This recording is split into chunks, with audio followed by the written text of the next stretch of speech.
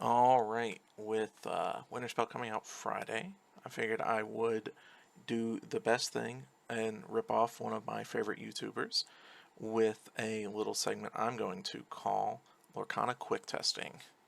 So, here is the deck. Uh, we have dubbed the deck Dwarf Slop. It's nothing fancy, nothing unique, just a bunch of good purple cards and a bunch of good steel cards, with quotations around good. Uh, we have your very playable dwarf, Doc. We have your okay playable dwarf and Happy. You have your, well, if I have dwarfs, and where you have your very playable princess, Pocahontas. You have your okay playable princess, Mulan. And then your, yeah, he's not that bad. I guess I can use Dumbo with him, Happy. And then you have your, well, I have a lot of dwarfs and princesses. Let's put Sleepy in here. Well, I have a lot of dwarfs and princesses. Let's play right behind you and then do the stupid dwarf thing they want us to do with the big dwarfs. Is it good? How does it play? Let's find out. Alright, game one, we're going to go right in with this Agent Hubby person. We are playing, he's playing a purple steel, I guess, gargoyle build. It's not the best deck. It's what you play against. Playing a bunch of these games, these are the most playable games I could find. I played 10 games and just said, here we go. We're going to mulligan. We're keeping a 1-drop, a 2-drop, the combo, and the combo, just to show what it does, and this is what it does. Alright, so let's go forward a couple turns. You can see he starts off inking a hook, discarding, playing Gantu. Gantu is a card, sure is. We're going to just ink the Happy and say, hey, we're going to go for our combo, and if he doesn't, if he stops us, he stops. If he doesn't, he doesn't. He's just going to say, I'm playing purple steel, I'm playing 3/3s, and there's nothing you can do about it. Alright, we ink the extra combo piece we drew. And then play the Pocahontas and pass and just say, hey, have you seen this one before? 1, 2, 3, he's doing the perfect purple steel things, ready to probably strength our 3-drop. We're going to say, try strengthening a 7/7. And, he says, alright, we're playing Demona. Pretty good into the 7/7, I do say. 6/6 into the 7/7. I do think this card is underplayed in purple steel, but it's because purple steel has a ton of good cards. Maybe post rotation, we'll see something like this pop off.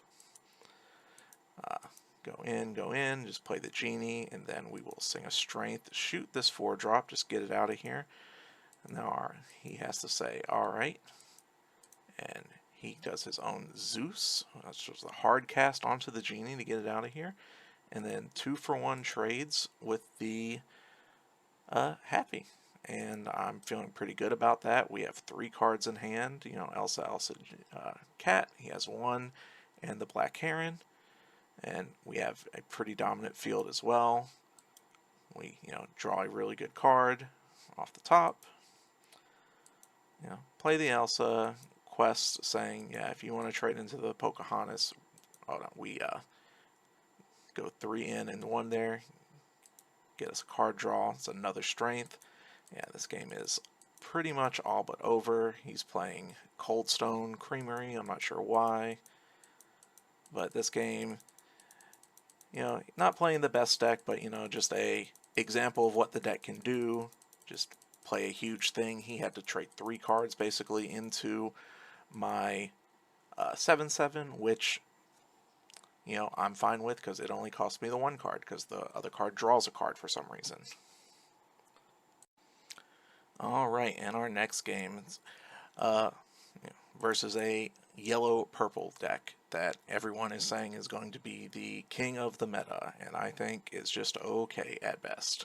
We're going to do it again. We see we have part of the combo, part of the combo, part of the combo, and a strength. We're looking pretty good. Let's run all of these cards just back and see where we get there. There's maybe means to keep the Doc here. I like throwing Doc back because something else will draw us into the Doc, hopefully. maybe if I know what I'm playing against, I'll keep the dock, but blind like this, we're just going to throw it back. And we're going to go forward. He's going to go first. Start with a Demona and a, 0-4. That is totally a good card, and not just purely based on him having a stupid 4-drop. We're just going to, start like this. He's going to go Willow. We're going to, again, just threaten the combo, be like, hey, look what we have. We did draw in to pieces of the combo, just as luck might have it. And just keep going. And instead of dropping the Dale, he's like, we're going to play a Nani. I'm not really sure why this deck plays Nani, but he does find, I can't zoom in on it, but he finds a card. Alright, and quest for 1, and just comes back to us. We're going to say, alright, well, let's put the Demona down, let's do a little thing, and just drop our 3-6 evasive. And say, alright, we're done with this, happy, what do you want to do? And now he feels like, alright, now it's time to play the Dale. And, start swinging in, because, this is a good card. Everyone loves this card. And we're going to say, actually, Purple Steel is pretty good. Drop 2/2 drops. Sing the Strength that we have in our hand. And, just decide to take out this, very good 0-4. If he wants to trade Nani and the Pocahontas, we're fine. We're 1 up on cards. We have the combo in our hand again if we want to go that route. He does trade in, he plays the Elsa, takes the combo option away from us. We just trade into the Elsa with our big 3-6. We would have had a 7-7 if he didn't take that Pocahontas out, kind of rough. But we just go, let's just drop a 5-5. Let's keep this if we want to cycle it or something later. Instead of doing this, we're far away from the 7. And just keep going. He plays Cat and another, really good card. Really, I love playing 0-4s that do nothing in my deck in case I have a Dale. We're going to see he does get a Dale later here. Playing some cards down. We draw an Elsa. And he does have the second Dale, but all of our shit is evasive, so who really cares? Alright, we will just tap the Dale down and say, what are you doing? Take the Dale out. He can't really hear. We traded with the 3-3 to, just try and alleviate how much damage we had on the board. We could have Elsa the Cheshire Cat and took the Cheshire Cat out, but we're feeling very dominant here. We're thinking he's not very likely going to be able to take this Dumbo out. This Dumbo's just going to take us all the way home. He makes a questionable decision on his turn of not killing the Elsa. I don't know if it's a misclick on his end or what. I don't think it really mattered, but he moves the 4 damage here. So it just lets us play our Cheshire Cat, take his Willow out, and it's pretty much over there. He does concede. Writing's on the wall. We're up a trillion cards. He has 3 with a Daisy Duck. Alright, and our final game is up against Blue Steel. One thing I see a lot of people talk about with Purple Steel, and I want to talk about with this hand in particular, because I think it still holds the best. There's a lot of merit to keeping Cat here, because it is one of the best cards in the deck. But I think the most important things you can mulligan for are 2-drops and 1-drops. And as you will see, after we mulligan, we get the 1-drop and the 2-drops, and we even happen to get a strength for our times. But let's start the game going a little bit. We get to start 1-drop. He starts pretty good, a card that not the best, but if we're playing in an item deck, the Blue Steel stuff, it does just do damage. It gives you a lot of shoot factor, as you'll see here when the play passes back to him. It's kind of like a recurable fire the cannons, I guess you could say. We ink our Dwarf, get ready for our combo. We don't really, we did, happen to just draw into it. And just, decide go for 1, and he plays Robin Hood and then snipes our Pocahontas, so we just lose the combo out there, and we're perfectly fine with that. It is, like I said, in that merit of kind of wish we had a 3-drop. We kind of drew. We can talk about the math later, but I think getting a 3-drop here was likely by this point. We just didn't happen to get it. So we're just going to cast it to cycle one of our cards and, pass to him. And, he's playing, a 4/1 ward card. We're going to play Genie and pass. He's just going to go out with Cinderella, quest for 1. We're just going to, play a dock out, hard cast a strength onto the Cinderella, stop him from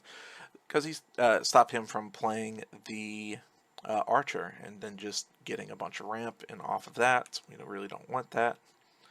We have Demona if we really need to run into anything here, which you'll see we do. He does a Tinkerbell, quest for 1.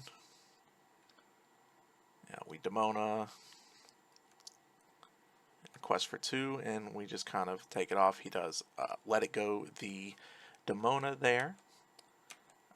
Takes it back his play because he did a little bit of a mess up, but does for the fire the cannons to just completely take the dock out to stop any kind of Snow White bounce play.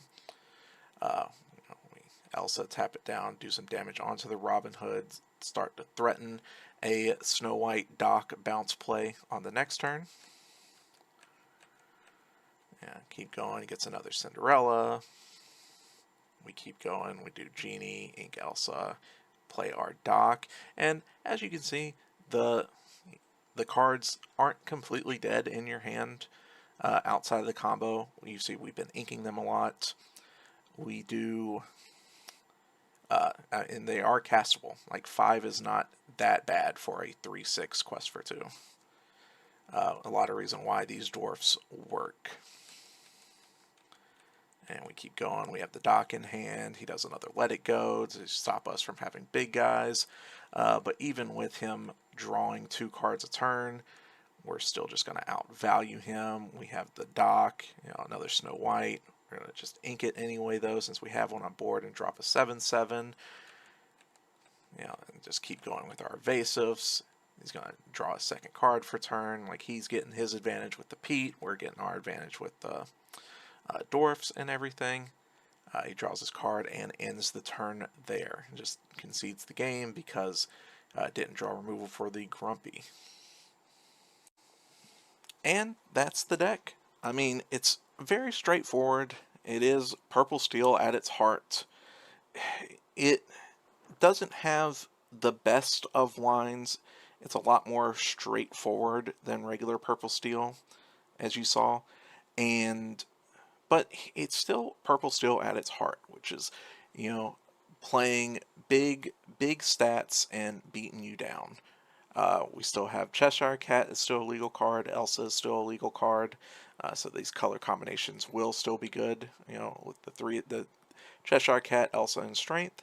Demona still really good. I had some blue-green games that just were non-games because of Demona. Like I said, I don't know if this is going to be the way of playing purple steel going into the set, but I do think this is something to continue testing with.